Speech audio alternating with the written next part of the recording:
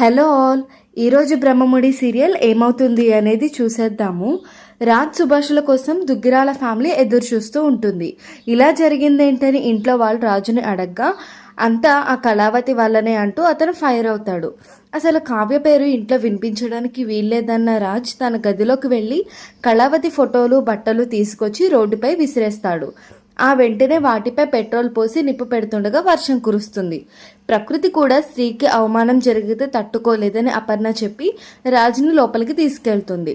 ఒంటరిగా బాధపడుతున్న కావ్య దగ్గరికి కనకం రాగా ఎక్స్పోలో జరిగినదంతా తల్లికి చెబుతుంది కళావతి.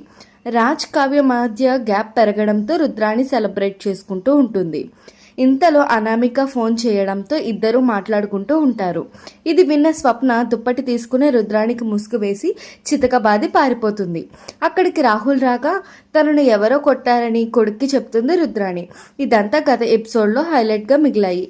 సో ఇంకా ఈరోజు ఎపిసోడ్ ఏంటో చూసేద్దాము. ఎక్స్పోలో జరిగినది తెలుసుకుని రాజ్ ఒంటరిగా బాధపడుతుండగా ఆత్మారాం వస్తాడు. వర్షం తగ్గిపోయింది. భార్య జ్ఞాపకాలు తగలబెడదాం పద అంటూ రాజుతో చెప్తాడు. భార్య మీద కోపంతో అరుస్తావు కానీ లోపలికొచ్చి బాధపడతావని అంటాడు. ప్రేమ లేకుండానే ఎక్స్పోలో మాట్లాడావా? నువ్వు మోసాన్ని తట్టుకోలేవని, అలాంటిది అందరి ముందు కావాలని గొడవ పెట్టుకున్నావని ఆత్మారాం చెప్తాడు. నీ భార్య ఏం చేసినా అది నీకోసమే చేయాలి. వేరే వాళ్ళ కంపెనీకి చేసేసరికి నువ్వు సహించలేకపోతున్నావని అంటాడు. దీంతో రాజ్ ఫ్లవర్ వాజ్ని తీసుకుని ఆత్మారాం మీదకు విసిరేస్తాడు.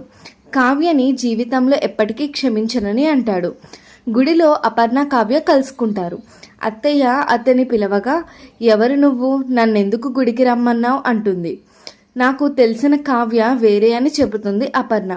బాధపడుతూ ఆమెను హత్తుకుంటుంది కావ్య. హాస్పిటల్లో ఉన్నప్పుడు చూడటానికి రాలేదు, ఇంటికొచ్చాక పలకరించడానికి రాలేదని అపర్ణ ప్రశ్నిస్తుంది. నేను అక్కడ లేకపోయినా ఎప్పటికప్పుడు మీ గురించి తెలుసుకుంటున్నానని చెబుతారు. ఎక్స్పోలో ఏం జరిగిందో సంజాయిషి ఇవ్వాలని గుడికి రమ్మన్నానని కావ్య అంటుంది. తాను పుట్టింటికి భారం కాకూడదని, నా కాళ్లపై నేను నిలబడాలనే ఉద్దేశంతో డిజైనర్గా అవ్వాలని అనుకున్నానని చెబుతుంది. దీని వెనుక అనామిక ఉందని, ఆమె తెలివిగా నాతో డిజైన్లు వేయించి తెలివిగా మన కంపెనీకి ప్రత్యర్థులకు ఇచ్చిందని వివరిస్తుంది. ఈ కుట్ర గురించి నాకు తెలియదని కావ్య అంటుంది. అనామిక గెలిచిందని కంపెనీని దెబ్బతీయడమే కాకుండా నీ కాపురంపై దెబ్బ కొట్టిందని అపర్ణ చెప్తుంది. ఇంటికొచ్చి రాజుతో కాపురం చేసుకో అని అంటుంది. దీంతో తాను రానని కావ్య తేల్చి చెప్తుంది. అలాంటప్పుడు ఎందుకు ఇంత బాధపడుతున్నావు? వాడిని నమ్మించాల్సిన అవసరం నీకు లేదు కదా అని అపర్ణ అంటుంది.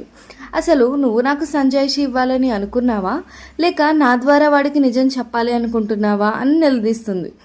వాడు చేసిన తప్పుని క్షమించి ఇంటికి రాలేవా అని అపర్ణ అడుగుతుంది.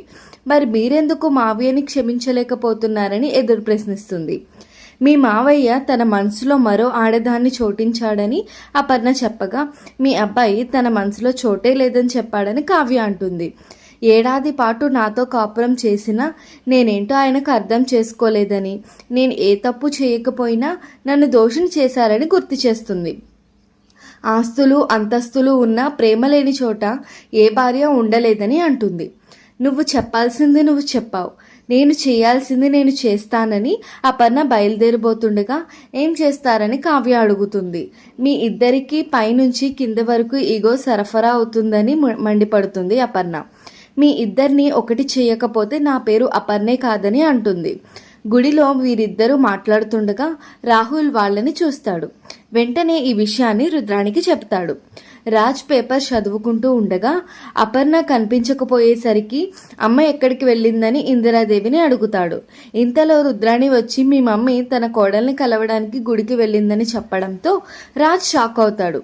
భార్యాభర్తల మధ్య చిచ్చు పెట్టడం అయిపోయింది, ఇప్పుడు తల్లి కొడుకుల మధ్య చిచ్చు పెట్టాలని చూస్తున్నావా అని ఇందిరాదేవి ఫైర్ అవుతుంది.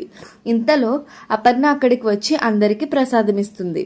నువ్వు గుడిలో అమ్మవారిని చూడ్డానికి వెళ్ళావా, నీ కోడల్ని కలవడానికి వెళ్ళావా అని రాజ్ తల్లిని అడుగుతాడు. రుద్రాణి వల్లే ఇది తెలిసిందని గ్రహించిన అపర్ణ మన ఇంటికి పట్టిన అరిష్టం ఎప్పుడు వదిలిపోతుందో అడుగుదామని వెళ్ళానని అంటుంది. నువ్వు తప్పించుకోవడానికి కుదరదని మీ ఇద్దరిని గుడి దగ్గర చూసిన రాహులే ఇదంతా చెప్పాడని రుద్రాణి చెబుతుంది. నేను కావ్యని కలవడానికే గుడి దగ్గరికి వెళ్ళానని చెప్పడంతో రుద్రాణి పాత విషయాల్ని గుర్తు చేసి చిచ్చుపెడుతుంది. నేను నీ కోసం కళావతితో గొడవ పడ్డానని, కంపెనీ కోసం రాత్రి పగళ్ళు కష్టపడ్డానని అంటాడు. కావ్యని మరోసారి కలవడం నాకు ఇష్టం లేదని అపర్ణాదేవితో తెగేసి చెప్తాడు రాజ్. నా కొడుకు యోగక్షేమాలు పట్టించుకోవడంలో పడి రాహుల్ ఏం చేస్తున్నాడో తెలుసుకోవడం లేదని అపర్ణ అంటుంది. దీంతో షాక్ అయిన రుద్రాణి వాడేం చేస్తున్నాడని అడుగుతుంది. ఇంతలో రాహుల్ అక్కడికి రాగా ఆ టైంలో రాహుల్ గుడికి ఎందుకు వచ్చాడో అడుగు అని అపర్ణ ఫైర్ అవుతుంది. ఏదో గొడవ జరిగేలా ఉందని భావించిన రుద్రాణి రాహుల్ని పైకి తీసుకెళ్లాలని అనుకుంటుంది. ఇంతలో స్వప్న ఆమెకు అడ్డుపడి విషయం ఇక్కడే తెలిసిపోవాలని చెబుతుంది. ఇంట్లో ఇంత అందమైన భార్యను పెట్టుకుని కారులో ఇంకో అమ్మాయితో షికారు కొడుతున్నాడని అపర్ణ చెప్పడంతో అంతా షాక్ అవుతారు. ఇక్కడితో అయితే ఈరోజు ఎపిసోడ్ కంప్లీట్ అవుతుంది. నెక్స్ట్ ఎపిసోడ్లో రాహుల్ బండారం బయటపడుతుందా లేదా అనేది టుమారో ఎపిసోడ్లో చూడండి. ఈ వీడియో నచ్చితే please do like, share and subscribe. Thank you for watching and don't forget to press the bell icon. Bye bye.